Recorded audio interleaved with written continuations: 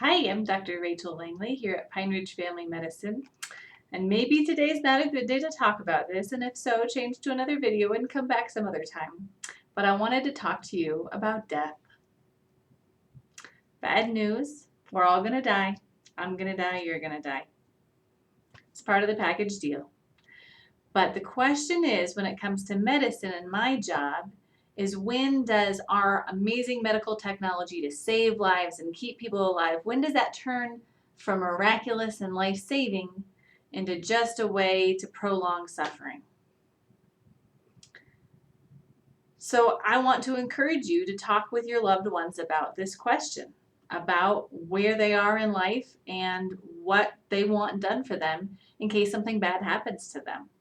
And I wanted to go over with you some of the guiding legal documents that are out there and just helpful websites too to help you make these decisions and have these conversations with your loved ones. So in general, guidance that is notarized and approved and is available for hospitals and doctors to follow regarding end-of-life care are called advanced directives.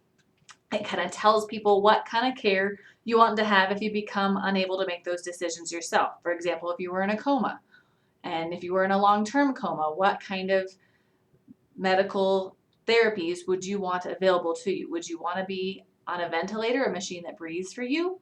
Would you want to be on really strong medications that keep your blood pressure from dropping so low so that your blood can continue to get to your brain and keep you alive? Or are those too extreme and you want, if you're really that sick, you just want to be allowed to die? There's a lot of details and nuances, but you don't have to be a medical expert to be able to write down guidance for your family. It can be a really tough situation for your kids or whoever's taking care of you after you've gotten into that coma or had that bad accident to make these decisions for you. It can cause a lot of strife within the family.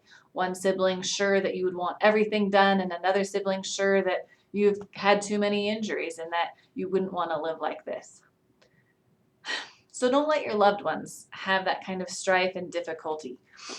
Instead, provide them with some kind of guidance. So that's the point of advanced directives, is that there are a variety of advanced directives out there that can guide your loved ones with the decisions to be made about your health once you're no longer able to make those decisions.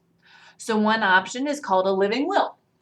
A living will, it's a written legal document and it describes what kinds of medical treatments or life-sustaining options you would want to pursue, but it doesn't let you select someone to make those decisions for you. So it's a good document in that it lays out a lot of scenarios and what you would and would not want. But often what happens with these medical cases is we can't even imagine the kinds of situation that you might be in the future. So it's also a good idea to have what's called a durable power of attorney. And that labels a person who's going to be in charge of your healthcare decisions, what you do want and do not want, just in case there's scenarios that come up that your living will doesn't cover. Maybe you talked about in your living will whether you wanted to be on a ventilator or not, but you didn't say whether you want to be on a central line for the rest of your life, have a big IV in a main central artery or vein that helps keep you alive with medications.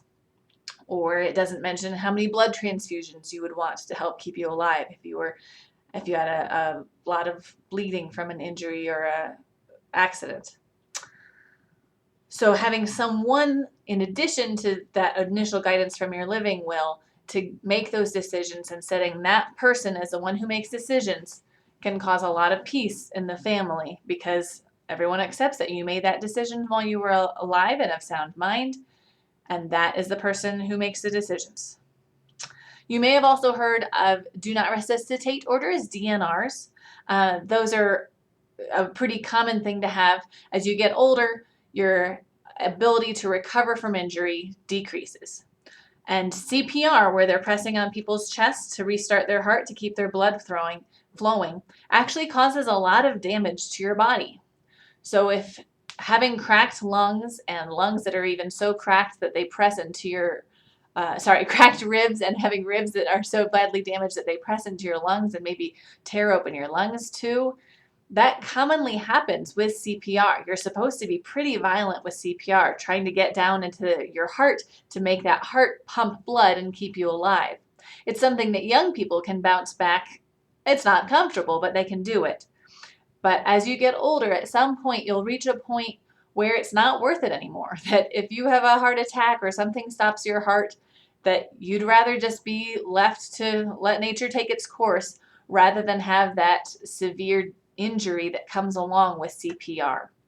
So a do not resuscitate order. CPR is resuscitation. So you're basically saying, if my heart stops beating, don't break ribs trying to get me back. I'm just fine. It's time for me to go, and that's all right. There's also a chemical DNR order, meaning that you give permission for medications to be given through your blood to try to get your heart restarted, because sometimes chemicals can do that. Sometimes medicines can do that, but that you don't want that chest compression that causes so much injury so commonly.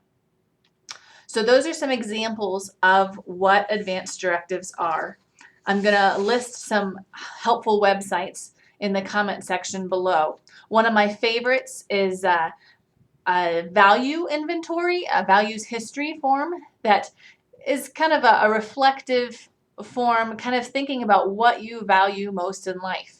If you can't go walking through your garden unassisted, maybe you don't think life is worth living if you can't do that. Or if you can't feed yourself, maybe you don't think life is worth living. So at that point, if you don't think that you'll be able to establish that level of health again, and that if you reach that point, you want them to stop serious medical treatment, then guide your loved ones with that. Those are kind of flippant answers, but it kind of, this form that I'll post below are in-depth, deep thought-provoking questions about what you value and what makes life worth living, and what religious values and spiritual values guide you in your decisions.